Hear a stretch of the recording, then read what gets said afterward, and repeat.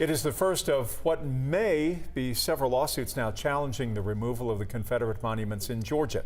The suit filed in DeKalb County argues a monument should be returned to Decatur Square after it was removed last year.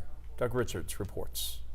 It took them a year to do it, but backers of the Confederate monument removed here last year want a judge to restore it because they say its removal violated state law.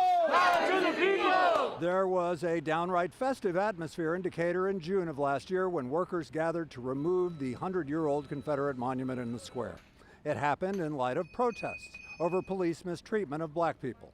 And the monument removal in Decatur was followed by similar removals in the cities of McDonough, Athens, and Lawrenceville. Now some members of the Sons of Confederate Veterans want a judge to overturn, after the fact, the court ruling that allowed the removal of the monument here in Decatur. We believe the order itself was basically is an illegal order, and it doesn't match the facts and circumstances of the case. And of course, the public was not consulted about this. Attorney Walker Chandler's lawsuit asks a judge to order the monument removed a year ago to be restored to the square in Decatur.